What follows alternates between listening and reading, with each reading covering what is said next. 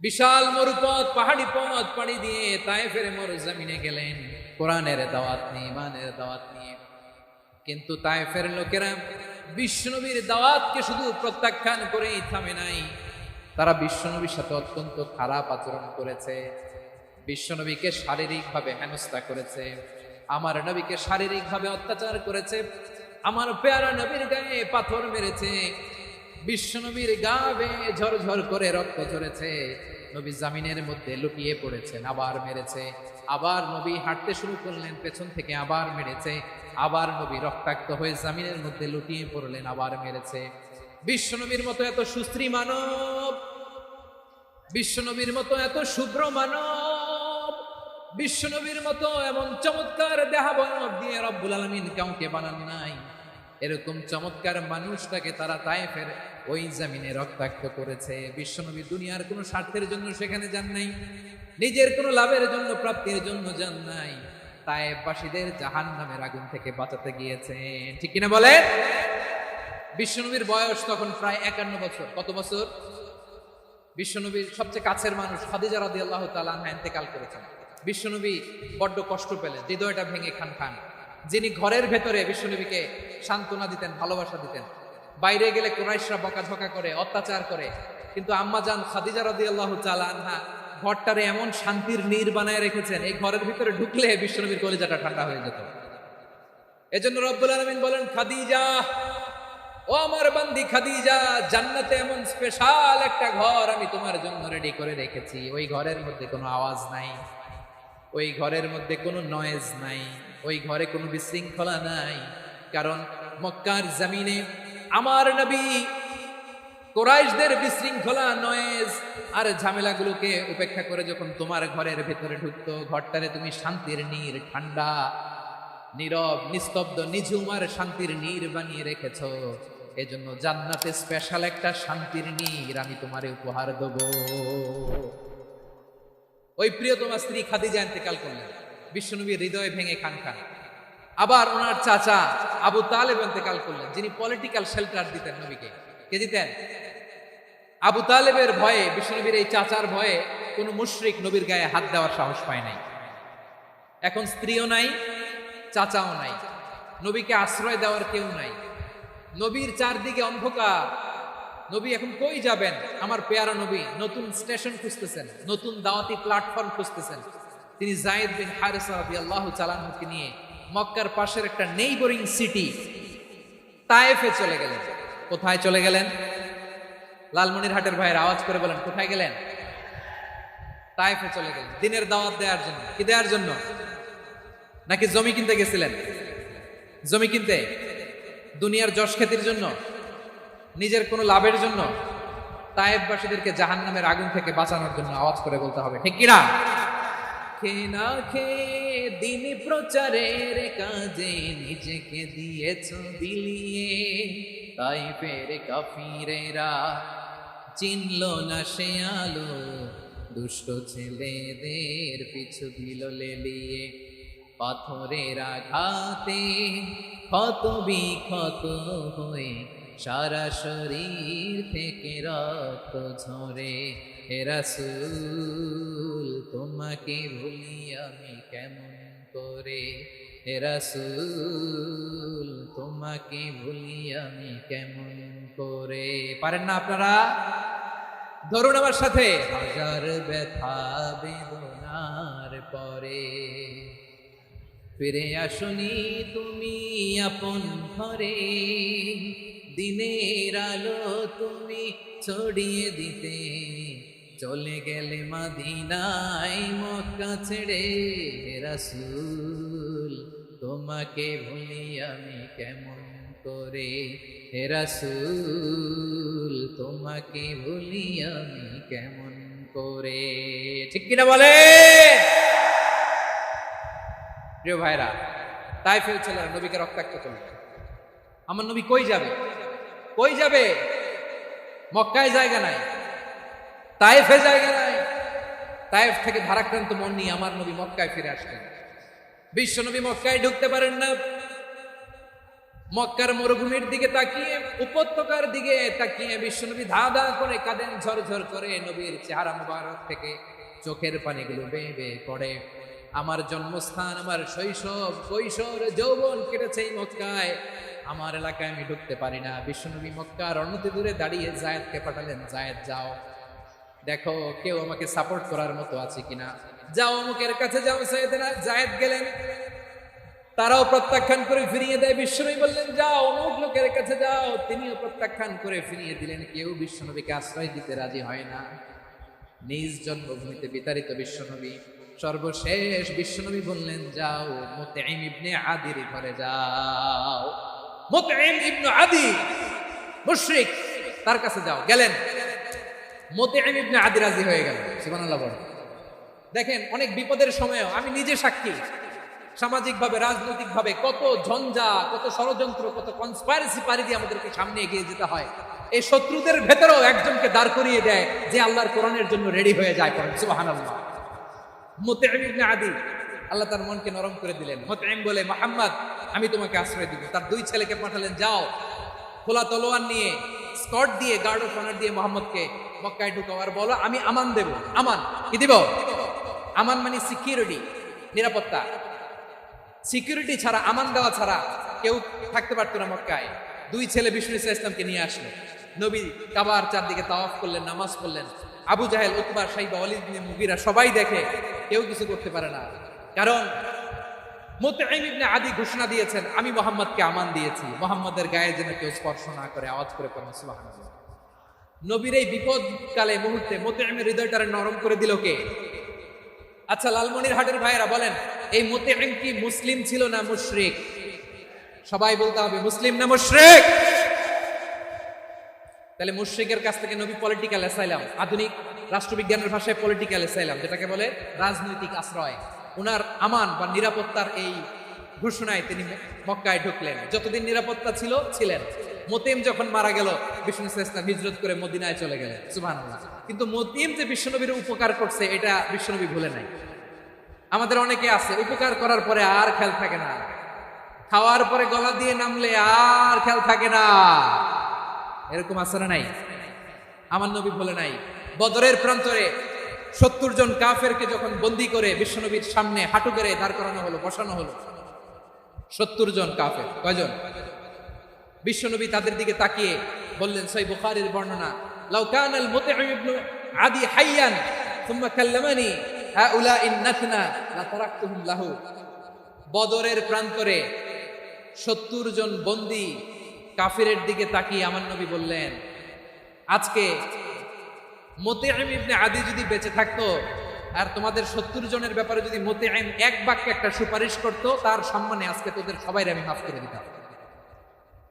সুবহানাল্লাহ। নাই ওই যে চিল্লাচিল্লি যে কথা বোঝে নাই, কোন জিনিস মিস করছে ওরা নিজেরাও বোঝে নাই। বিশ্বনবী মুতঈমের এই সাহায্যের কথা বলে নাই। 70 জন মুশরিক হাঁটু গেড়ে বসা, নবী চাইলে এখনই এক্সিকিউশন অর্ডার দিতে পারে।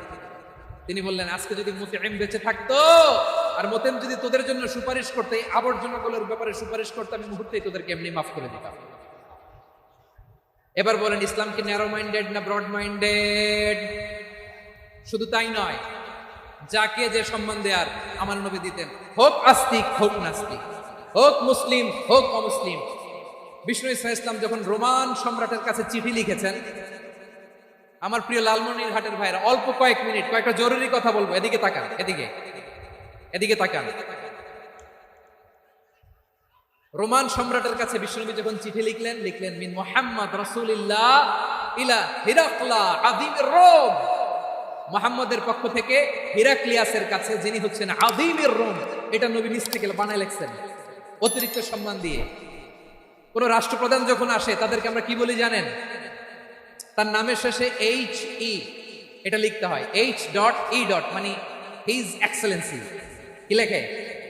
হিজ এক্সেলেন্সি অথবা ইউর হাইনেস, ইউর ম্যাজেস্টি। দেখেন, বিশ্বনবী সাল্লাল্লাহু আলাইহি ওয়াসাল্লাম সব নবীদেরও নবী। তিনি একজন মুশরিক খ্রিস্টান সম্রাট, রোমান সম্রাটের কাছে চিঠি লিখতে যেয়ে লিখতেছে, ইলা হিরাকলা আযীমির রোম। হিরাক্লিয়াসের কাছে আমার চিঠি, যিনি রোমের আযীম, হিজ হাইনেস, মানে রোমের অনেক সম্মানিত এক বাহাদুর, আওয়াজ করে বলেন সুবহানাল্লাহ। তার মানে যাকে যে সম্মান দেয়ার এটা বিশ্বনবী দিতেন। এমনকি যেই ইহুদিরা ভালো ছিল এই ইহুদিদেরও প্রশংসা করেছেন বিশ্বনবী মুহাম্মদ রাসূলুল্লাহ সাল্লাল্লাহু আলাইহি ওয়াসাল্লাম।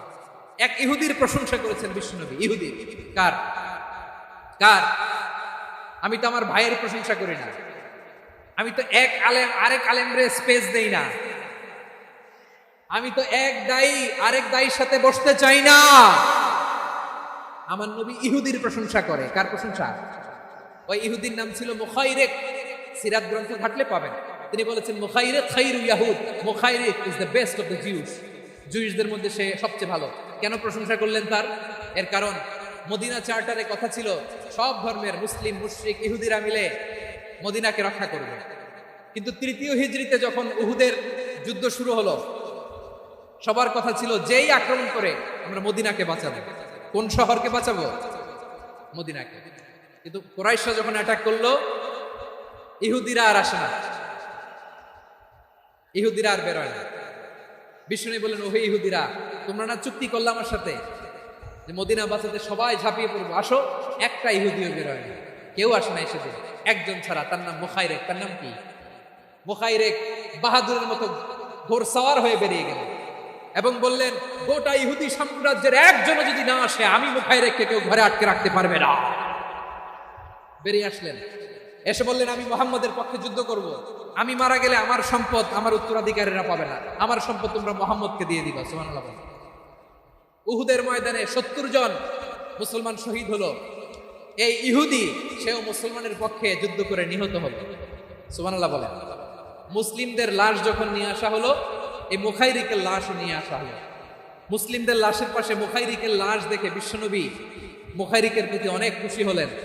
আর বিশ্বনবী খুশি হয়ে বললেন, মুখাইরিক খায়রু ইয়াহুদ, মুখাইরিক যদিও তুমি ইহুদি, তারপরও তুমি সব ইহুদিদের মধ্যে সেরা ইহুদি। করেন সুবহানাল্লাহ। আমার নবী ইহুদিকেও সম্মান দিতে কার্পণ্য করে নাই। আওয়াজ করে বলেন আল্লাহু আকবার। প্রিয় ভাইরা, এবার সর্বশেষ আওয়াজ করে বলেন, ইসলাম কি ন্যারো মাইন্ডেড নাকি ব্রড মাইন্ডেড? সবাই বলেন, ন্যারো মাইন্ডেড না ব্রড মাইন্ডেড? এজন্য অমুসলিম হইলেই তারা আমাদের শত্রু নয়। শত্রু কারা? এই লালমনিরহাটের ভাইরা শুনেন, শত্রু কারা? যে সমস্ত অমুসলিম আমাদেরকে নিশ্চিহ্ন করে দিতে চায়, যে সমস্ত অমুসলিম আমাদের ভূখণ্ড থেকে আমাদেরকে তাড়িয়ে দিতে চায়, যে সমস্ত অমুসলিম আমার ধর্ম নিয়ে তুচ্ছতাচ্ছিল্য করে চিল্লায় বলেন ঠিক কিনা, তারা আমাদের শত্রু। সাধারণ অমুসলিমরা আমার শত্রু নয়। এই যে হিন্দুরা থাকে, এরা আমার ভাই, বৌদ্ধরা আমার ভাই, খ্রিস্টানরা আমার ভাই, ইহুদিরা আমার ভাই। তারা দিনই ভাই নয়, তারা মায়ের পেটের ভাই নয়, তারা মানবিক দিক থেকে ভাই। ও মানুষ, আমিও মানুষ। ইসলাম মানুষকে সম্মান করে, চিল্লায় বলো ঠিক কিনা। যারা আমাদের অস্তিত্বকে নিশ্চিহ্ন করতে চায়, যারা আমাদের ভূখণ্ডকে দখল করতে চায়, যারা আমাদেরকে নিয়ে মকারি করে, ফান করে, টিটকারি করে, আমার ধর্ম নিয়ে খেলা করে, তাচ্ছিল্য করে, ওদের বিরুদ্ধে আমাদের জিহাদ। সাধারণ মুসলিম আমাদের শত্রু নয়। আপনি জানেন নিউ ইয়র্কে, আমি তো নিউ ইয়র্কে ছিলাম অনেকদিন, ওখানে ফিলিস্তিনিদের পক্ষে যখন আমরা মিছিল করেছি, অনেক ইহুদি আমাদের সাথে মিছিলে দাঁড়িয়েছে। কারণ ওরাও জানে এই ভূখণ্ড ফিলিস্তিনিদের ভূখণ্ড। আওয়াজ করে বলো লালমনিরহাট ঠিক কিনা। ইসরায়েলের রাজধানী তেল আবিবে অনেক ইহুদিরা বেঞ্জামিন নেতানিয়াহু তার বিরুদ্ধে মিছিল করেছে। তো তারা কি আমাদের শত্রু? না। অনেক খ্রিস্টান আমাদের সাথে আমাদের স্বার্থ রক্ষায় আমাদের পাশে দাঁড়িয়েছে। খেয়াল রাখবেন, হিন্দু আর হিন্দুত্ববাদ এক নয়, ইহুদি ধর্ম আর জায়নিজম এক নয়। জায়নিজমের বিরুদ্ধে আমাদের সংগ্রাম, আমাদের জিহাদ। চিল্লায় বলেন ঠিক কিনা। এই যে ফিলিস্তিনের ভাইরা, তারা তাদের স্বাধীনতা সংগ্রামের জন্য লড়াই করছে, করে যাচ্ছে, আমরা এটাকে সমর্থন জানাই। চিল্লায় বলেন ঠিক কিনা। কাশ্মীরের ভাইরা স্বাধীনতার জন্য সংগ্রাম করছে, আমরা সেই সংগ্রামকে সমর্থন জানাই। আওয়াজ করে বলো ঠিক কিনা। যারাই আমাদের ইসলামকে নিশ্চিহ্ন করতে চায়, তাদের বিরুদ্ধে আমাদের সংগ্রাম। আওয়াজ করে বলতে হবে ঠিক কিনা। ওই সমস্ত দুর্বৃত্তদের সাথে আমাদের কোনো সম্পর্ক নাই। আমরা যদি ঐক্যবদ্ধ থাকতে পারি, ওই দুর্বৃত্তরা চান্স পাবে না। আমরা ঐক্যবদ্ধ থাকতে রাজি আছি। লালমনিরহাটের ভাইয়েরা, আমরা ঐক্যবদ্ধ থাকলে ওই দুর্বৃত্তদের কালো হাত ভেঙে দিতে আমাদের সময় লাগবে না। তাদের কালো হাত ভেঙে দিতে রাজি আছে মুসলমান? কারা কারা রাজি? তো হাত তুলে দেখাও।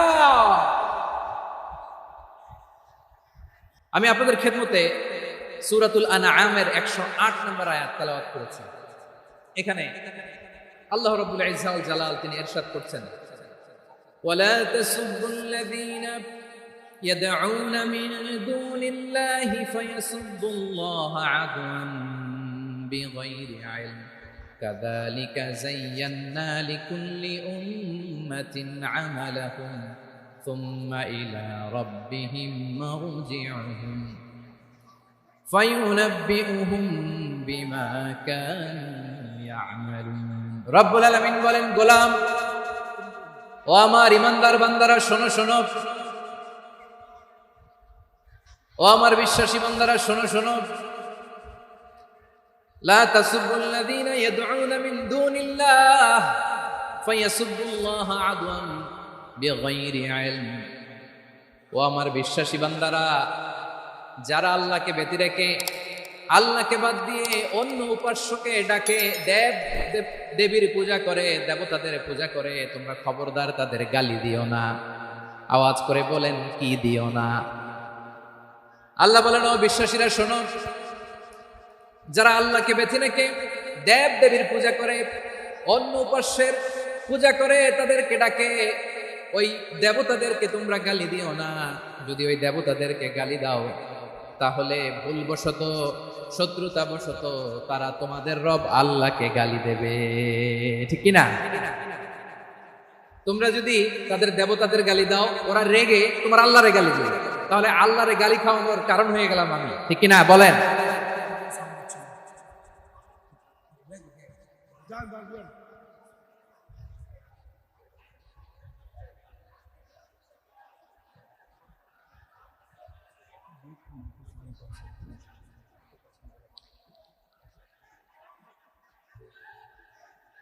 সম্মানিত ভাইরা, এত বিশাল প্রোগ্রাম, মাইকের একটা সেটআপ থাকে, তারগুলো অনেক সময় নড়ে যায়, ধাক্কা ধাক্কিতে ডিসপ্লেস হয়, একটু ঝামেলা হবে।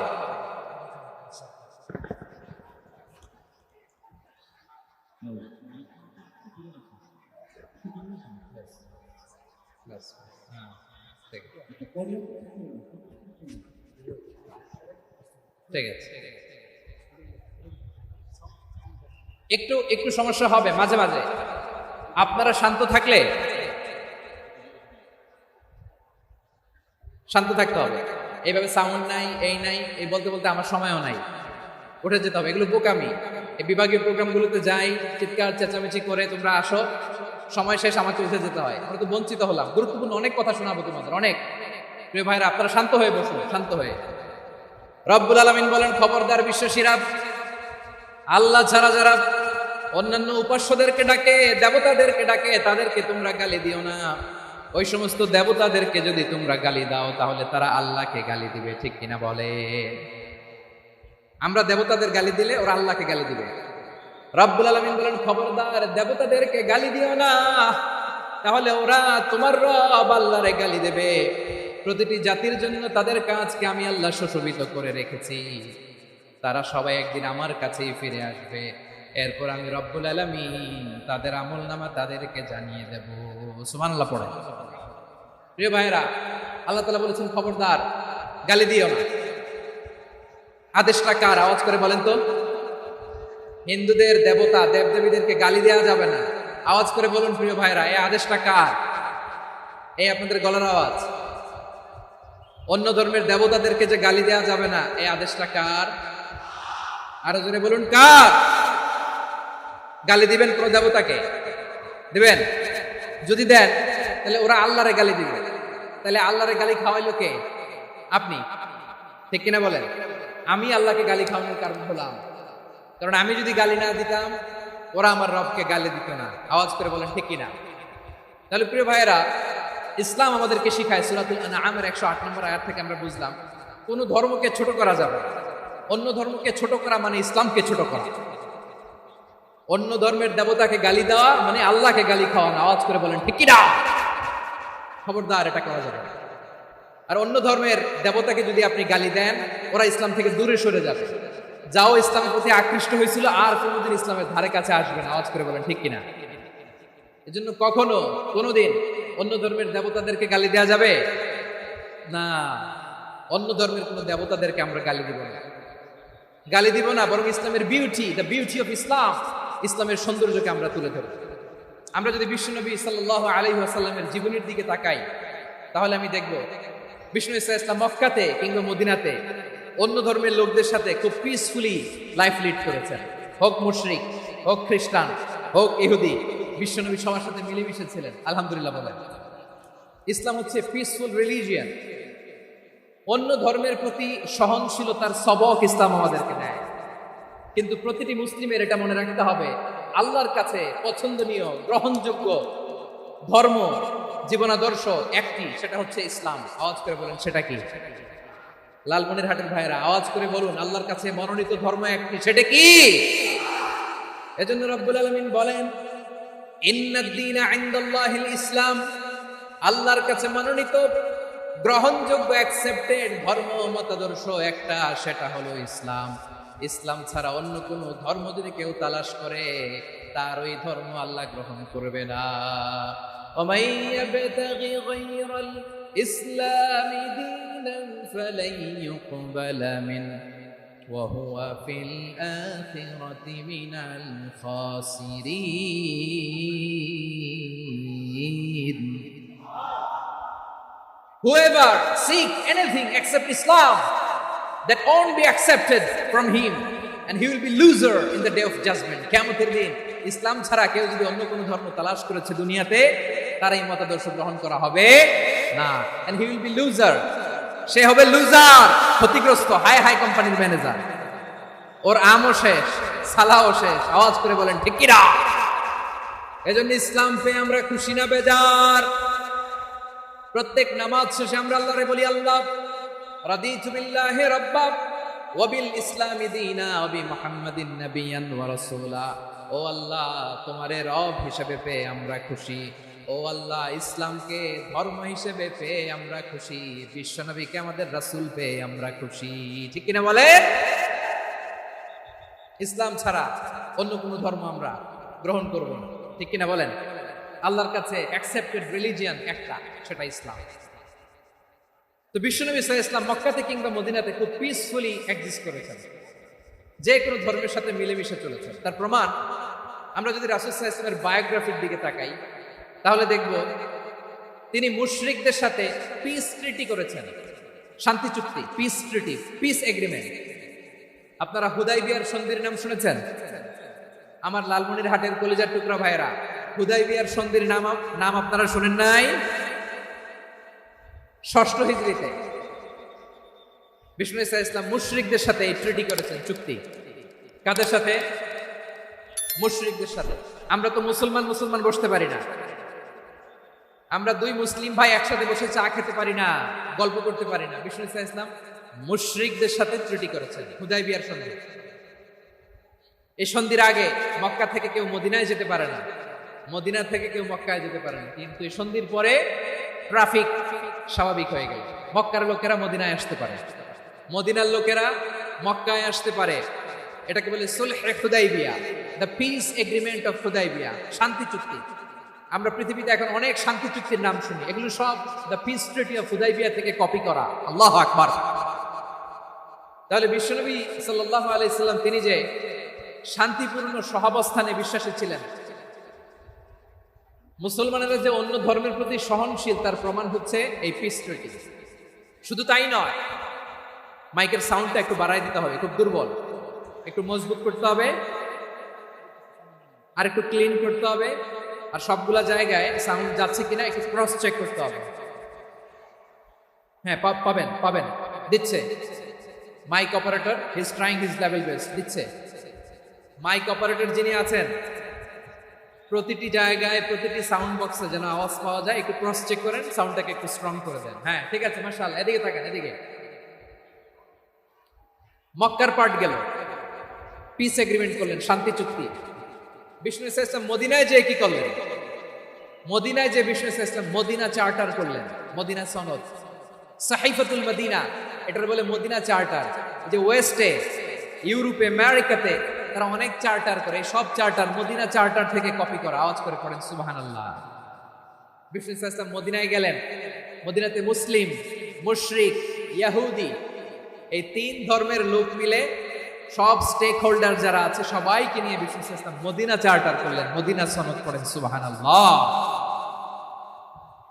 শুধু তাই নয়, মক্কাতে বিশ্বনবী পিস এগ্রিমেন্ট করলেন, শান্তি চুক্তি মুশরিকদের সাথে।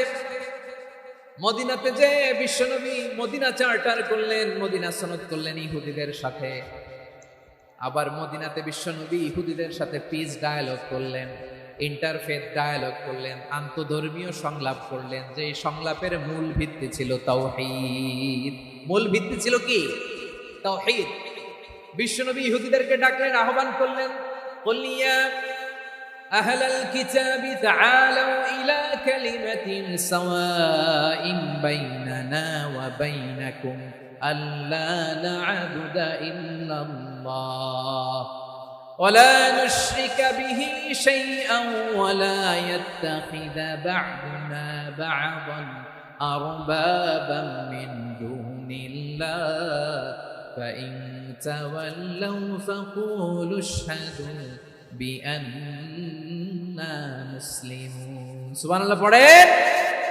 বিশ্বনবী মদিনার ইহুদিদের ডেকে বললেন, ও ইহুদিরা শোনো শোনো, আসো এমন একটা আদর্শের প্রশ্নে আমরা একত্রিত হই যে আদর্শের প্রচার তোমাদের নবীরাও করেছে, আমিও করি। যে আদর্শের কথা তোমাদের পবিত্র ধর্মগ্রন্থগুলোতে আছে, আমার কোরআনেও আছে, সেটা হলো তাওহীদ। আমরা এক আল্লাহ ছাড়া কারো ইবাদত করব না, আল্লাহর সাথে কাউরে শরীক করব না, আল্লাহ ছাড়া কাউরে রব মানব না। পড়েন সুবহানাল্লাহ। তাহলে আমার প্রিয় লালমনিরহাটের ভাইরা, মদিনাতে যে তিনি মদিনা চার্টার করলেন, মদিনা সনদ, পিস ডায়ালগ করলেন, শান্তির সংলাপ, ইন্টারফেথ ডায়ালগ করলেন, আন্তধর্মীয় সংলাপ, যার ভিত্তি ছিল তাওহীদ। সুবহানাল্লাহ পড়েন। তাহলে অন্য ধর্মের প্রতি সব সময় ইসলাম সহনশীল, টলারেন্স। যদি আপনি দেখতে চান ইসলামের নবী বিশ্ব নবীর দিকে তাকান, ঠিক কিনা বলেন? আমরা তো সংখ্যালঘুদের রাইটস প্রোটেক্ট করার জন্য কত আইন বানাই, কত বৈঠক করি, কত সংবাদ সম্মেলন করি। বিশ্বনবী সাল্লাল্লাহু আলাইহি ওয়াসাল্লাম সংখ্যালঘুদের রাইটস এর ব্যাপারে, অধিকারের ব্যাপারে যে কথা বলেছেন, শুনলে আপনি অবাক হয়ে যাবেন। বিশ্বনবী বলেন, আলা মান যালামা মুআহাদান আও ইনতাকাসাহু আও কাল্লাফাহু ফাওকা তাআতিহি আও কাল্লাফাহু ফাওকা তাকাতিহি আও আখাযা মিনহু শাইআন বিগাইরি তিবি নাফসিন ওয়া আনা হাজিজুহু ইয়াউমাল কিয়ামা। খবরদার, জেনে রাখো, কেউ যদি কোনো সংখ্যালঘুর উপরে অত্যাচার করে, কোনো সংখ্যালঘুর প্রাপ্য থেকে যদি কেউ কাউকে ঠকায়, সংখ্যালঘুর উপর যদি কেউ কষ্ট দেয়, কোন সংখ্যালঘুর সম্পদ যদি কেউ জোর করে কেড়ে নেয়, আমি কিয়ামতের দিন বিশ্বনবী ওই সংখ্যালঘুর পক্ষে আর ওই মুসলমানদের বিপক্ষে বাদী হয়ে দাঁড়াবো। সুবহানাল্লাহ বলতে পারলেন না? আল্লাহু আকবার। আপনি নামাজি, আপনি মুসল্লি, আপনি হাজী সাহেব, তাহাজ্জুদ পড়তে পড়তে কপালে দাগ ফেলে দিছেন, আপনার প্রতিবেশী হিন্দু, ভাবছেন আমার তো পাওয়ার আছে, ওর জমিটা দখল করি। বিশ্বনবী বলেন, কিয়ামতের দিন ওই হিন্দুর পক্ষে তোর বিরুদ্ধে আমি বাদী হয়ে দাঁড়াবো। পৃথিবীর কোন ধর্মে এরকম স্টেটমেন্ট পাবেন? পাবেন? আপনি ভাবছেন আপনি নামাজ পড়লে হাজী সাহেব কপালে দাগ ফেলাই দিলে আপনি সেলসেলায় জান্নাতে চলে যাবেন না? খবরদার। বিশ্বনবী বলেন, কোন সংখ্যালঘুর উপর যদি কেউ আক্রমণ করে, তার প্রাপ্য তাকে না দিয়ে যদি তাকে ঠকায়, তার উপর জুলুম করে, তার সম্পদ যদি কেড়ে নেয়, আমি নবী, তুমি মুসলিম হইতে পারো, মুসল্লি হইতে পারো, তার পক্ষে তোমার বিপক্ষে আল্লাহর দরবারে বাদী হয়ে দাঁড়াবে। আচ্ছা লালমনিরহাটের ভাইরা, কথা বুঝতে পারলে আওয়াজ করে উত্তর দেন। বিশ্বনবী যদি কারো বিপক্ষে দাঁড়ায় কিয়ামতের দিন, আই রিপিট, আমি আবারও বলছি, বিশ্বনবী যদি কিয়ামতের দিন কারো বিপক্ষে দাঁড়ায়, ও তো সেলসেলায় জান্নাতি, তাই না? জান্নাতি না? যে নবীর সুপারিশ ছাড়া জান্নাতের গেটও দেখা যাবে না, ওই নবী যদি বলে তোর বিপক্ষে আমি বাদী হয়ে দাঁড়াবো, ওই জান্নাতে আর ঢোকার কোনো সুযোগ আমাদের থাকবে? এখানেই শেষ না আমার প্রিয় লালমনিরহাটের ভাইয়েরা, এখানেই শেষ নয়। বিশ্বনবী বলেন, মান কাতালা মুআহাদান, বুখারীর বর্ণনা, মান কাতালা মুআহাদান লাম ইয়ারাহ রাইহাতাল জান্নাহ, কেউ যদি কোনো মুসলিম যদি অন্যায়ভাবে কোনো সংখ্যালঘুকে হত্যা করে, কোনো হিন্দুকে হত্যা করে, কোনো বৌদ্ধরে হত্যা করে, অন্যায়ভাবে কোনো মুসলিম যদি কোনো সংখ্যালঘুরে হত্যা করে, জান্নাতে যাওয়া তো দূরের কথা, ওই মুসলিম জান্নাতের ঘ্রাণও পাবে না। সেই বুখারীর বর্ণনা, মান খাতালা মুআহাদান লাম ইয়ারাহ রাইহাতাল জান্নাহ ওয়া ইন্না রিহাহা লা ইউজাদু মিন মাসিরাতি 40 আমা। যে জান্নাতের ঘ্রাণ 40 বছর দূরের রাস্তা থেকেই পাওয়া যায়। সুবহানাল্লাহ পড়েন। প্রিয় ভাইরা, এখান থেকে জান্নাতে পৌঁছতে লাগবে 40 বছর। এত দূর কত বছর? সবাই বলেন কত বছর? এখান থেকে জান্নাতে পৌঁছতে লাগবে 40 বছর। এত দূরে থাকতে জান্নাতের ঘ্রাণ আপনার নাকে এসে ধাক্কা মারবে। বিষ্ণুই বলেন, যে ব্যক্তি কোনো সংখ্যালঘুকে হত্যা করে জান্নাতের ঘ্রাণ তো পাবেই, জান্নাতে তো ঢুকতে পারবেই না, জান্নাতের ঘ্রাণও তার নাকে লাগবে না। পড়েন নাউযুবিল্লাহ। তাহলে সংখ্যালঘুদের ব্যাপারে ইসলামে অধিকার দেয়া আছে না নাই? লালমনিরহাটের ভাইয়ের আওয়াজ করে বলেন, আমার সংখ্যালঘু হিন্দু ভাইদের রাইটস, অধিকার আমাদের ইসলামে প্রোটেক্টেড আছে না নাই? এখানেই শেষ না। বিষ্ণু ইসলাম আপনার অমুসলিম প্রতিবেশীর সাথে ভালো আচরণ করতে বলেছে। আমাদের হয় না এটা মুসলিম পাড়া, ওটা বৌদ্ধ পাড়া, হয় না?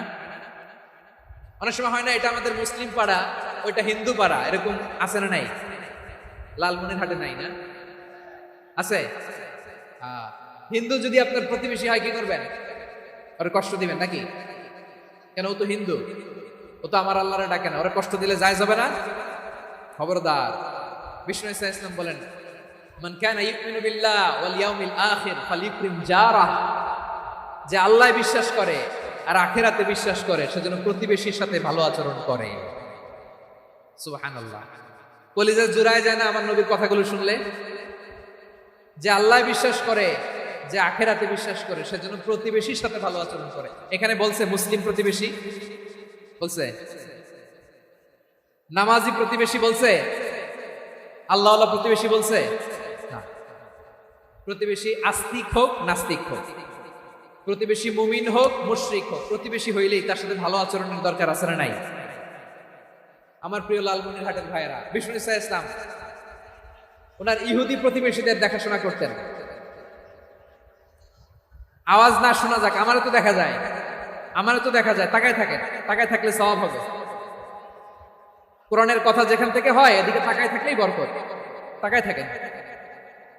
জি জি, মাইক, আমি তো মাইক ঠিক করতে আসি না এদিকে, এই মাইক ঠিক করবো, ওই মাইক ঠিক করবো, ওদিকে পাইলট হুজুর চলে আসেন। জি বসুন, বসুন, মাশাআল্লাহ। হ্যাঁ, খুব শান্ত, ঠিক আছে। পুলিশ ভাইরা না খেয়ে দিন রাত আপনারা যাতে সুশৃঙ্খল একটা প্রোগ্রাম উপহার পান এটাই চেষ্টা করতেছে। আপনাদেরকে কষ্ট দিতে আসে না, একটু সহযোগিতা করেন। জি মাশাআল্লাহ। হ্যাঁ ঠিক আছে। আমার প্রিয় ভাইরা, প্রতিবেশী আস্তিক হোক নাস্তিক হোক, মুসলিম হোক হিন্দু হোক, তার সাথে ভালো আচরণ করতে হবে। বিষ্ণু ইসলাম ওনার ইহুদি প্রতিবেশীর বাসায় যেতেন। কোন প্রতিবেশী? ইহুদি। আওয়াজ করে বলেন, কোন প্রতিবেশী? ইহুদি। এক ইহুদি কিশোর বিষ্ণু ইসলামের খেদমত করতে, ইহুদি ছেলে আমার নবীর খেদমত করতে, তারা ছিল নবীর প্রতিবেশী। তো অনেকদিন হয় ইহুদি ছেলেটা আসে না। বিষ্ণু খোঁজ দিলেন, ঘটনা কি? একটা ইহুদি ছেলে না আমার খেদমতে আসতো, ছেলেটা কই? খোঁজ নিয়ে জানলেন ছেলেটা অসুস্থ।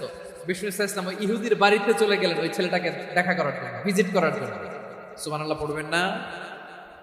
গেলেন, যে দেখে ইহুদি ছেলেটা মুমূর্ষ, জান জান যায় যায় ভাব, বিছানায় পড়ে আছে, তার বাবা দাঁড়ানো। বিশ্বনবী তার মাথার পাশে বসলেন, মাথায় হাত বুলিয়ে দিলেন, আর ছেলেটাকে বললেন, আসলিম, হে ইহুদি ছেলে, আসলিম, ইসলাম ধর্ম গ্রহণ করো। তো ছোট্ট ছেলে ভাবে আমরা ইহুদি, এখন ইসলাম ধর্ম গ্রহণ করলে আব্বা যদি বকা দেয়, ফানাযারা ইলা ওয়াজহি আবি, ছেলেটা তার বাবার চেহারার দিকে তাকালো, দেখে আব্বা কি করে। আব্বা যদি বলে তাহলে ইসলাম ধর্ম গ্রহণ করবে। ইহুদি ছেলেটা তার বাবার দিকে যখন তাকালো, ওর বাবা বলে, আতি আবুল কাসিম, আবুল কাসিম যা বলে তাই করো। আবুল কাসিম হচ্ছে বিষ্ণু ইসলামের একটা কুনিয়াত, উপনাম। আমার রাসূলের বড় ছেলের নাম ছিল কাসেম। যেমন দেখবেন আমাদের এলাকায় কারো ছেলের বড় ছেলের নাম যদি হয় আব্দুল্লাহ, এরা আব্দুল্লাহর বাপ বলে ডাকে। কারো বড় মেয়ের নাম যদি হয় ফাতেমা, এরা কি ডাকে? ফাতেমার বাপ বলে না? তো বিষ্ণু ঈসা ইসলামের বড় ছেলের নাম ছিল কাসেম। ইহুদি বাবা বলল আতি আবুল কাসেম, আবুল কাসেম যা বলে তাই শোনো, মানে মোহাম্মদ যা বলে তাই শোনো। এই কথা শুনে ছেলে সাহস পাইছে, ছেলে আবার পড়তে আরম্ভ করলো আশহাদু আল্লাহ ইলাহা ইল্লাল্লাহ ওয়া আশহাদু আন্না মুহাম্মাদার রাসূলুল্লাহ, পড়েন আল্লাহু আকবার। বিশ্বনবীর আহ্বান শুনে ওই আহ্বানে সাড়া দিয়ে ইহুদি ছেলে শাহাদা পড়ে মুসলমান হয়ে গেল। তার হৃদয়টারে ঈমানের নূর দিয়ে আলোকিত করে দিল কে? প্রিয় ভাইরা, এবার রাসূল সাল্লাল্লাহু আলাইহি ওয়াসাল্লাম বের হয়ে আসলেন ঘর থেকে, আর বললেন আলহামদুলিল্লাহিল্লাযী আনকাযাহু মিনান নার। প্রশংসা সে আল্লাহর, যে আল্লাহ জাহান্নামে চলে যাচ্ছিল প্রায় এমন একটা লোককে মুহূর্তের মধ্যে কালেমায়ে শাহাদাতের বদৌলতে জান্নাতি বানাই দিলেন। আওয়াজ করে পড়েন সুবহানাল্লাহ। এই হাদিস থেকে আমরা কি শিখলাম? What is the moral of the story? এক নম্বর স্টোরি হলো, প্রতিবেশী ইহুদি হোক হিন্দু হোক, যাবেন, সুসম্পর্ক রাখবেন, উপহার দিবেন, বিপদে পাশে দাঁড়াবেন, তাইলেই তো আপনাদের প্রতি, মুসলমানদের প্রতি তারা আকৃষ্ট হবে, ঠিক কিনা বলেন? আপনি যদি হিন্দুদের সাথে বৌদ্ধদের সাথে নাই মিশেন, নাস্তিকের কাছে নাই যান, তো ইসলামের সৌন্দর্যটা ওরা বুঝবে কেমনে? আমার অনেক হিন্দু পরিচিত ভাই আছে, ওরা আমাদের ইফতারির প্রোগ্রামে এসে একসাথে ইফতারি করে। অনেক মদখোর আমার সাথে বসে একসাথে ডিনার করে, হাফ প্যান্ট পরা, গলায় স্বর্ণের চেইন, হাতে স্বর্ণের ব্রেসলেট, আইসা আমার সাথে ডিনার করছে, আছে এরকম। গাঁজাখোর, আমি বলে আসো, welcome welcome to my dinner, আসো বসো। বসলেই তো আমি ওর ডিএনএ, চিন্তার ডিএনএ চেঞ্জ করে দেওয়ার সুযোগ পাবো, চিল্লায় বলো ঠিক কিনা? আসতে হবে আমার কাছে। Our door is open, the door of Islam is open 24/7। সব সময় আমাদের ইসলামের দরজা আমার অমুসলিম ভাইদের জন্য খোলা আছে, না নাই?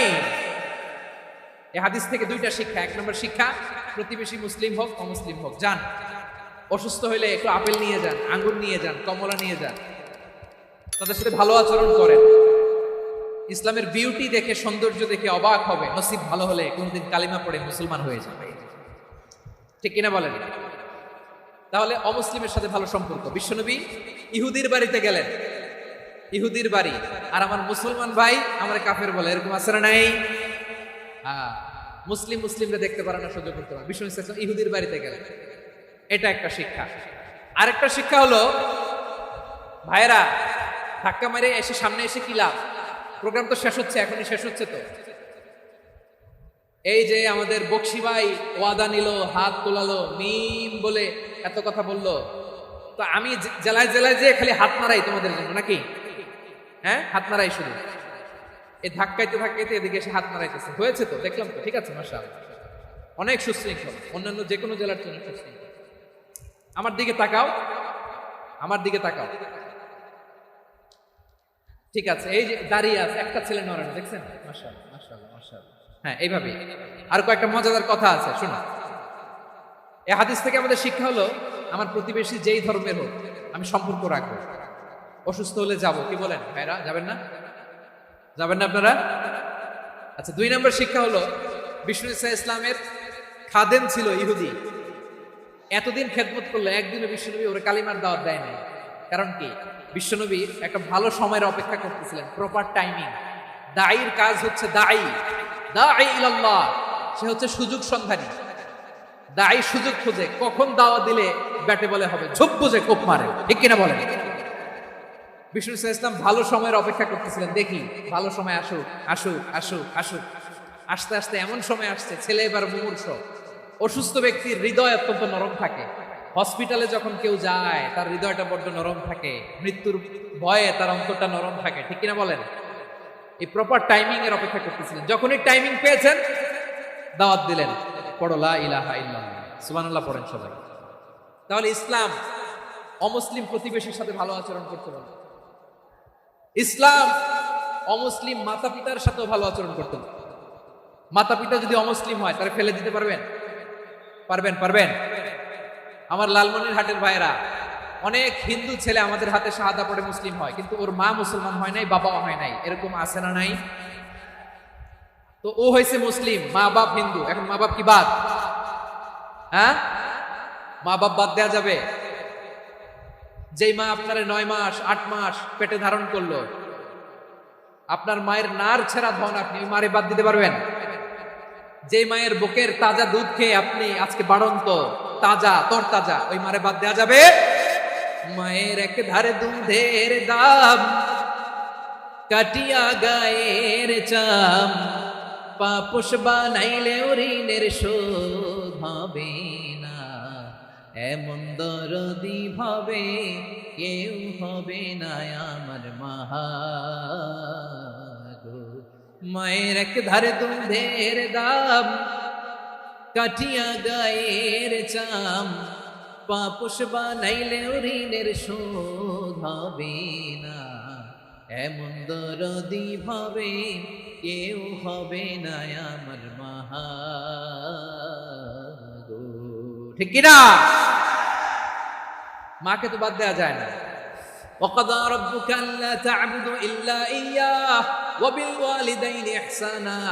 আল্লাহ বলে অবধারিত দুইটা ভার্ডিক তোমাদের জন্য, এক আল্লাহর ইবাদত করবা আর মা বাবার প্রতি ইহসান করবা। আদেশ টাকার মা বাবার প্রতি ইহসান করতে হবে। আমার মা হিন্দু হোক ভালো আচরণ করতে হবে, বৌদ্ধ হোক ভালো আচরণ করতে হবে। আমার যে সমস্ত হিন্দু ভাইয়েরা মুসলিম হয়েছে, তোমাদের মা বাবা এখন মুসলমান হয়নি, তাদের সাথে ভালো আচরণ করতে হবে। আপনাদের খেদমত নিজে করতে হবে অথবা খেদমতের ব্যবস্থা করাই দিতে হবে। মান্থলি যে খরচ লাগে এটা দিতে হবে। আরে তুমি এখন মুসলিম, তোমার মা বাবা হিন্দু, এখনই তো সুযোগ ইসলামের সৌন্দর্য দেখানো। এখন মা বাবা যদি দেখে আরে এটা হিন্দু থাকতে তো বদমাইশ ছিল, বেয়াদব ছিল, কি এমন ধর্ম সে গ্রহণ করলো যেটা গ্রহণের সাথে সাথে সে পাল্টে গেল? কি এমন ধর্ম সে গ্রহণ করেছে যেটা তার জীবনকে আলোকিত করে দিয়েছে? নসিব ভালো হইলে তারাও কালিমা পড়ে মুসলমান হয়ে যাবে। বিষ্ণু ঈসা ইসলামের স্ত্রীর নাম ছিল আয়েশা রাদিয়াল্লাহু তাআলা আনহা, আবু বকর রাদিয়াল্লাহু তাআলা আনহুর মেয়ে। আবু বকর রাদিয়াল্লাহু তাআলা আনহুর আরেক মেয়ের নাম হচ্ছে আসমা। কি নাম? দুজনই আবু বকর রাদিয়াল্লাহু তাআলা আনহুর মেয়ে, আসমা আর আয়েশা। নাম দুইটা কেমন লাগে? আসমা নামটা কেমন লাগে? আয়েশা নামটা কেমন লাগে? সবার ভালো লাগে নাই? নাম দুটো আপনাদের ভালো লাগে? লালমনির হাটে অনাগত যদি কন্যা সন্তান হয়, যদি মনে চায় আসমা রেখে দিতে পারে, যদি মনে চায় আয়েশা রেখে দিয়ে। দেশে বিদেশে এয়ারপোর্টে রাস্তা ঘাটে শুধু বলে হুজুর একটা নাম দেন, আমার ছেলের একটা নাম দেন, মেয়ের একটা নাম দেন। আমার মনে আছে যশোরের আবদিনের মাহফিলে আমি একটা দুটা নাম দিয়েছিলাম। আজকে লালমনির হাটের এই প্রোগ্রামে কন্যা সন্তান যদি হয় দুটা নাম দিলাম, আসমা কিংবা আয়েশা। ইনশাআল্লাহ পড়েন। দুজন বোন, এক মায়ের নাম, বাবা এক মা দুজন। আয়েশা রাদিয়াল্লাহু তাআলা আনহার মায়ের নাম উম্মে রুমান, আর আসমা রাদিয়াল্লাহু তাআলা আনহার মায়ের নাম কুতাইলা বিনতে আব্দুল উজ্জা। আবু বকর রাদিয়াল্লাহু তাআলা আনহু 4টা বিয়ে করেছেন। তো একই ঘটনা ঘটেছে এই ফ্যামিলিতে। আসমা ইসলাম ধর্ম গ্রহণ করে মুসলিমা, কিন্তু তার মা কুতাইলা মুশরিকা। আই রিপিট, বোঝার জন্য আমি আবারও বলি, আসমা রাদিয়াল্লাহু তাআলা আনহা মুসলিমা, আর আসমার মা কুতাইলা, আওয়াজ করে বুঝে থাকলে বলেন, আসমার মা মুশরিকা। তার মানে মেয়ে মুসলিম, মা অমুসলিম। ভেজাল আছে না নাই? কিন্তু কুতাইলা আর ধৈর্য ধারণ করতে পারে না। নার ছেড়া ধন, কলিজার টুকরা ধন, কলিজার টুকরা সন্তান আসমারে দেখতে বড্ড মন চায়।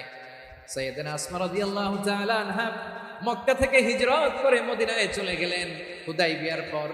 যখন মক্কা মদিনার ট্রাফিক স্বাভাবিক হলো, মক্কার লোক মদিনায় যায়, মদিনার লোক মক্কায় আসে। কুতাইলা কলিজার টুকরা সন্তান আসমারে দেখার জন্য কিছু উপহার নিয়ে বিশাল মরু পথ পাড়ি দিয়ে মক্কা থেকে মদিনায় যায়। সুবহানাল্লাহ বলেন। এখন মা আসছে মেয়ের সাথে দেখা করতে, মেয়ে তো আর দেখা দেয় না। মেয়ে ভাবছে আমার মতো মুশরিকা অপবিত্রা, তার সাথে কি দেখা দেয়া যাবে? বিশ্বনবীর দরবারে চলে গেলেন। সুবহানাল্লাহ বলেন। কি সৌভাগ্যবান ছিল তারা, মাসলা জানার দরকার হলেই নবীর দরবারে চলে যেত। ঘরে বউয়ের সাথে ঝগড়া হলে নবীর দরবারে চলে যেত। অনেক সাহাবী বলে আমার পেটে ক্ষুধা লাগলো আমি নবীর কাছে চলে যেতাম, কারণ নবীর চেহারার দিকে তাকালেই আমার পেটের ক্ষুধা মিটে যেত। সাইয়েদানা আসমা রাদিয়াল্লাহু তাআলা আনহা বিশ্বনবীর কাছে চলে গেলেন, যে বললেন ইয়া রাসূলুল্লাহ ইয়া হাবিবাল্লাহ ইন্না উম্মি কাদিমাতুন ইলাইয়া ওয়া হিয়া রাগিবা। আমার মা মক্কা থেকে অনেক দূর মরুর পথ পাড়ি দিয়ে উপহার সামগ্রী নিয়ে মদিনায় আমার সাথে দেখা করতে এসেছে গো নবী। আমার জানতে বড্ড ইচ্ছে হয় আমি আমার মুশরিকা মায়ের সাথে একটু দেখা করতে পারবো কিনা। আফা আসিলুহা, আগে যেমনি আমি আমার মায়ের সাথে ভালো আচরণ করতাম, যেমনি আমি আমার মায়ের সাথে সদাচরণ করতাম গো নবী, এখন আমি মুসলিমা, মা মুশরিকা, এখনো কি আগের মতো সদাচরণ করতে পারবো নাকি? বিশ্বনবী বললেন, নাম সিলিহা, হ্যাঁ রে আসমা, অবশ্যই অবশ্যই, আগে ঠিক যেমন তুমি তোমার মায়ের সাথে ভালো আচরণ করতে, এখনো তেমনি আগের মতো ভালো আচরণ করবা। আওয়াজ করে পড়েন সুবহানাল্লাহ। কি ইসলাম আমরা পেয়েছি! কত ব্রড মাইন্ডেড আমাদের ইসলাম, কত ওপেন মাইন্ডেড ইসলাম, কত ওপেন আপ করতে পারে, চিন্তা করতে পারেন। বিষ্ণু বললেন, হ্যাঁ অবশ্যই, নাম সুলিহা, আগে যেমনি ভালো আচরণ করছো আসমা, এখন ওইরকমই করো, পারলে আরো বাড়ায় করো। সুবহানাল্লাহ বলেন। তাহলে আমার যে হিন্দু ভাইয়েরা, হিন্দু বোনেরা, ইমানের বদৌলতে দৌলতে আপনি ধন্য হয়েছেন, আপনার আম্মা আব্বা এখন মুসলমান হয় নাই, তাদের জন্য দোয়া করেন, তাদের জন্য দোয়া করেন, আল্লাহ যেন তাদেরকেও ইমানের দৌলত দান করে। আমরা সবাই পড়ি আমিন, আরো জোরে পড়েন আমিন।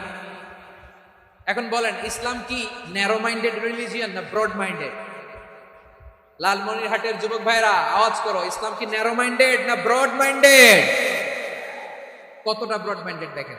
বিশ্বনবী সাল্লাল্লাহু আলাইহি সাল্লাম অমুসলিমরা যদি নবীকে উপহার দিত, ওই উপহারও বিশ্বনবী গ্রহণ করতেন। সুবহানাল্লাহ পড়েন। আপনার অমুসলিম বন্ধু যদি উপহার দেয়, সেটাও আপনি নিতে পারবেন, যেটা নেওয়া যায়। কিন্তু আপনার বন্ধু যদি আপনার মদের বোতল দেয়, নিতে পারবেন? হ্যাঁ, মদের বোতল দিলে পারবেন। আপনার বন্ধু যদি আপনার পর্ক দেয়, পর্ক, শুকরের গোশত মিশ্রিত কোনো খাবার, ওটা নিতে পারবেন না। হালাল যে কোনো জিনিস নিতে পারবেন। বিশ্বনবী সাল্লাল্লাহু আলাইহি ওয়াসাল্লাম অমুসলিমদের দেয়া হাদিয়া গ্রহণ করতেন। কেমন নবী ছিলেন! আমার নবীরে চিনে নেন, আমার নবীর অ্যাটিটিউড জেনে নেন। বিশ্বনবী সাল্লাল্লাহু আলাইহি ওয়াসাল্লাম যখন কোনো জনপদে যেতেন, 3টা অপশন নিয়ে যেতেন। প্রিয় ভাইয়ের আওয়াজ করে বলতে হবে, কোন জনপদে গেলে আমার নবীর অপশন থাকতো কয়টা? আমার মতো 3 আঙ্গুল উঁচু করে দেখান আর বলুন, আমার নবী কোন জনপদে গেলে কয়টা অপশন নিয়ে যেতেন? 1 নম্বর অপশন, আসলিম তাসলাম। নতুন এলাকায় গেলে বলতেন আসলিম তাসলাম, ইসলাম ধর্ম গ্রহণ করো, শান্তিতে থাকবা, আমার ভাই হয়ে যাও, আমরা ভাই ভাই, ইসলাম মানো, আমরা ভাই ভাই। অপশন নাম্বার কত? 1। যদি বলে না ইসলাম মানবো না, ওকে, অপশন নাম্বার 2, মুসলিম হওয়ার দরকার নাই, লা ইকরাহা ফিদ্দিন, ইসলামে কোনো বাড়াবাড়ি নাই। খ্রিস্টান আছো থাকো, বৌদ্ধ আছো থাকো, ইহুদি থাকতে চাও থাকো, কিন্তু আমরা যেহেতু রিজিওনাল সুপার পাওয়ার, আমাদের আন্ডারে থাকো, ট্যাক্স দিয়া থাকো, এটা বলে জিজিয়া। আলেম যারা আছেন বুঝবেন, এটা আরবিতে কি বলে? জিজিয়া। You pay us the tax, we will give you the security. তোমরা ট্যাক্স দিবা, আমরা সিকিউরিটি দিব, আমাদের আওতায় থাকবে, কেউ তোমাদেরকে আক্রমণ করতে পারবে না, আমরা নিরাপত্তা দিব। সুবহানাল্লাহ বলেন। এটা অপশন নাম্বার কত? আচ্ছা, বুঝে থাকলে বলেন, 1 নম্বর অপশন কি ছিল? ইসলাম। ইসলাম মানো, শান্তিতে থাকবা, ভাই ভাই, আমরা ভাই ভাই। অপশন নাম্বার 2, ট্যাক্স দাও, আমরা নিরাপত্তা দিব, মুসলিম হওয়া লাগবে না। এখন 1 নম্বরও মানে না, 2 নম্বরও মানে না, মুসলিম হবো না, ভালো, খ্রিস্টান থাকো, ট্যাক্স দাও, আমরা সিকিউরিটি দিই না, এটাও মানি না। বিষ্ণু বলেন, তাহলে তলোয়ার আমাদের আর তোমাদের মাঝে ফয়সালা করবে। মুসলিমও হবে না, ট্যাক্স দিবা, নিরাপত্তা দিব, আমরা সুপার পাওয়ার, আমাদের আন্ডারে থাকবে, এটাও না। তাহলে তোমাদেরকে তো আমরা বিশ্বাস করতে পারি না, কখন না কখন বিশ্বাসঘাতকতা করো, কার সাথে মিলে হাত মিলাও, তলোয়ার আমাদের মাঝে ফয়সালা করবে। তখন তিনি জেহাদের সশস্ত্র সংগ্রামের ঘোষণা দিতেন। সুবহানাল্লাহ পড়েন। দেখেন, পশ্চিমারা জেহাদকে এইভাবে চিত্রায়িত করে না, ওরা জেহাদ বলতে বোঝায় তলোয়ার, হাত কাটো, গলা কাটো, না, জেহাদ সশস্ত্র সংগ্রাম 3 নম্বরে। অধিকাংশ ক্ষেত্রেই বিশ্বনবীর সুন্দর আচরণ দেখে, আরে আমার নবীর যে নুরানি চেহারা, অনেকে তো কেবল সিরেফ চেহারাটা দেখে কালিমা পড়ে মুসলমান হয়ে গিয়েছে। যারা মুসলিম হয় নাই, তারা তাদের ইসলামেই বলবৎ ছিল, ট্যাক্স দিয়ে ইসলামের আন্ডারে ছিল। যারা এটাও মানে নাই, ওইটাও মানে নাই, তাদের বিরুদ্ধে জিহাদ।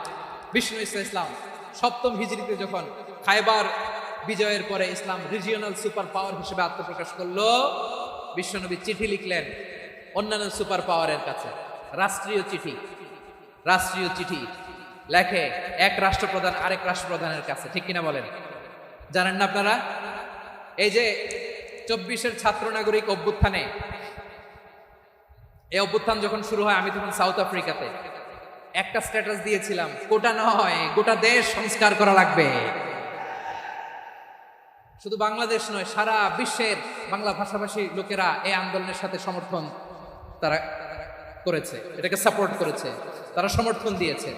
আমাদের ইউনাইটেড আরব আমিরাতের বাংলাদেশি ভাইয়েরা তারা সেখানে রাস্তায় নেমে এসেছিল, জানেন? ওইখানে ডেমনস্ট্রেশন করা যায় না, সেখানকার সরকার তাদেরকে যাবজ্জীবন দিয়েছিল। তখন আমাদের এই যে প্রধান উপদেষ্টা ডক্টর মোহাম্মদ ইউনূস সরাসরি G2G বলে, এটা G2G, government to government, G2G, উনি চিঠি লিখলেন যে তাদেরকে, ইউর হাইনেস, হে সম্মানিত আমির, আপনি আমার এই চিঠির কারণে আমার সম্মানে এই 53 জন বাংলাদেশিকে মাফ করে দেন। এই চিঠির বদৌলতে বেকসুর খালাস পেয়ে গিয়েছিল আমাদের ভাইরা, জানেন না এই ঘটনা আপনারা? তাহলে গভর্নমেন্ট টু গভর্নমেন্ট চিঠি দেওয়া হয়। সপ্তম হিজরিতে বিষ্ণু ইসলাম সব সুপার পাওয়ারের কাছে চিঠি দিলেন, রোমান সম্রাটের কাছে, পারস্য অধিপতির কাছে, মিশরের অধিপতির কাছে, সবার কাছে চিঠি লিখলেন। চিঠির ভাষা ছিল এরকম, মিন মুহাম্মাদিন রাসূলিল্লাহ ইলা মুকাওকিস আযীমিল কিবত, মুহাম্মদ রাসূলুল্লাহর পক্ষ থেকে মিশরের বাদশার কাছে, আসলিম তাসলাম, ইসলাম মানো শান্তিতে থাকবা, সালামুন আলা মান ইত্তাবা আল হুদা, শান্তি তার জন্য যে হেদায়েতের অনুসরণ করে। সুবহানাল্লাহ পড়েন। তো এই চিঠি অনেকে ভালোভাবে রিসিভ করেছে, অনেকে এই চিঠি পাওয়ার পরে নবীর কাছে আবার ইন রিটার্ন উপহার পাঠিয়েছে। কি পাঠিয়েছে? উপহার। মিশরের বাদশা মুকাওকিস তিনি বিশ্বনবীকে বিশাল এক উপহারের ডালি পাঠিয়েছেন। মিশরের বাদশা মুকাওকিস ছিলেন ধর্মে খ্রিস্টান। লালমনিরহাটের ভাইরা আওয়াজ করে বলেন, মিশরের বাদশা ধর্মে কি ছিল? খ্রিস্টান। কি উপহার দিয়েছিল আমার নবীকে? শুনতে মনে চায়? আওয়াজ নাই লালমনিরহাটের গলায়, শুনতে মনে চায়? 1000 স্বর্ণ মুদ্রা, 1000 স্বর্ণ মুদ্রা। 2টা খ্রিস্টান দাসী, একজনের নাম মারিয়া বিনতে শামউন আল কিবতিয়া, আরেকজনের নাম সিরিন বিনতে শামউন আল কিবতিয়া। একজন খ্রিস্টান দাস 20 থান কাপড় জামা বানানোর জন্য, আমরা নবী যেন সেলাই করে জামা বানাতে পারে এজন্য 20 থান কাপড়, 20 থান ফাইন গার্মেন্ট, সুবহানাল্লাহ পড়বেন না? এরপরে একটা গাধা যেটার নাম ছিল উফাইর, আর একটা খচ্চর, এটার নাম ছিল দুলদুল। খচ্চর চিনেন? গাধা আর ঘোড়ার ক্রসিং এ যে প্রাণীটা দুনিয়াতে আসে সেটা খচ্চর বলে। তো এই যে সুপার পাওয়ার খ্রিস্টান বাদশার কাছে নবী চিঠি লিখলেন, বাদশা আমার নবীকে উপহার দিল, বিশ্বনবী এই উপহারগুলো সানন্দে গ্রহণ করেছে। সুবহানাল্লাহ পড়বেন না? তাহলে অমুসলিম কেউ যদি আপনাকে উপহার দেয়, হালাল উপহার হলে আপনি গ্রহণ করতে পারবেন। অনুরূপভাবে পারস্যের বাদশা রোম সম্রাট বিশ্বনবীকে উপহার পাঠিয়েছেন, আমার নবী সবগুলো উপহার গিফট গ্রহণ করেছেন। সুবহানাল্লাহ বলেন। তাহলে প্রিয় লালমনিরহাট আওয়াজ করে বলুন, ইসলাম কি ন্যারো মাইন্ডেড রিলিজিয়ন না ব্রড মাইন্ডেড?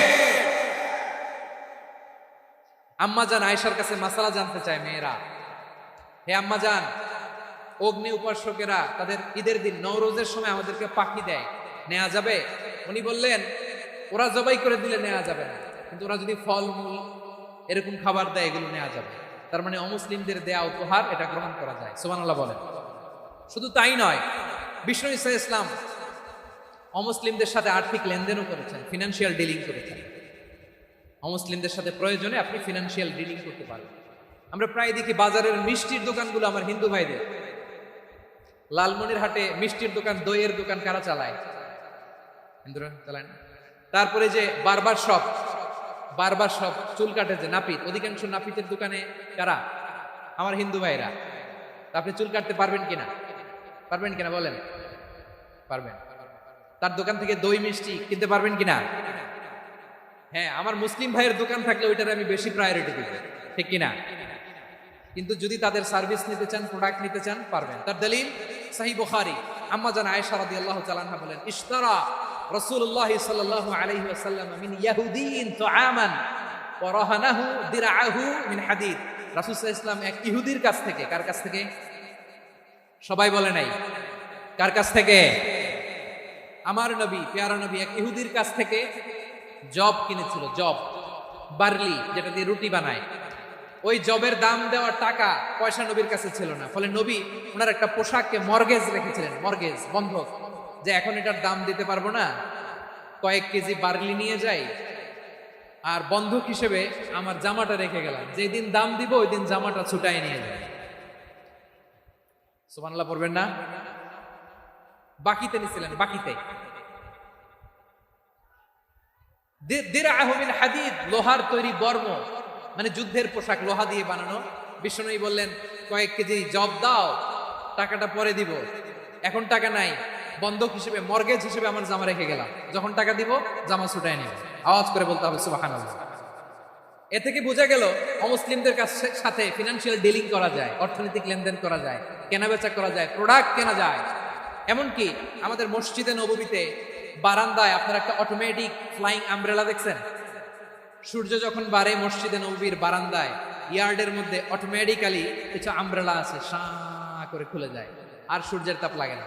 আবার সন্ধ্যাবেলায় এই আমব্রেলা গুলো ওরা ক্লোজ করে ফেলে, দেখেন নাই না? দেখছেন? এই মসজিদে নববীকে সর্বোচ্চ উন্নত মানের কনস্ট্রাকশন ইনফ্রাস্ট্রাকচারে ডেভেলপ করার জন্য কর্তৃপক্ষ কিছু অমুসলিম ইঞ্জিনিয়ারের, ডিজাইনারের সহায়তা নিয়েছিল। সুবহানাল্লাহ বলেন। কোন দলিলের ভিত্তিতে? এই দলিলের ভিত্তিতে যে বিষ্ণু ঈসা ইসলাম অমুসলিমদের সাথেও লেনদেন করেছেন। আওয়াজ করে বলতে হবে আল্লাহু আকবার। শুধু তাই নয়, ইন কেস অফ ইমার্জেন্সি, প্রয়োজনে ইসলামের খাতিরে, ইসলামকে সামনের দিকে এগিয়ে নিয়ে যাওয়ার জন্য অমুসলিমদের সাপোর্ট নেওয়া জায়েজ আছে। সুবহানাল্লাহ বলেন। অমুসলিমদের সাপোর্ট নেয়া, তাদের থেকে অর্থ নেয়া, পলিটিক্যাল সাপোর্ট, পলিটিক্যাল অ্যাসাইলাম নেওয়া জায়েজ আছে। আমাদের অনেক বিশ্ববরেণ্য দায়ীরা আমেরিকায় অস্থায়ীভাবে অ্যাসাইলাম নিয়ে থাকে, নিজের দেশে গেলে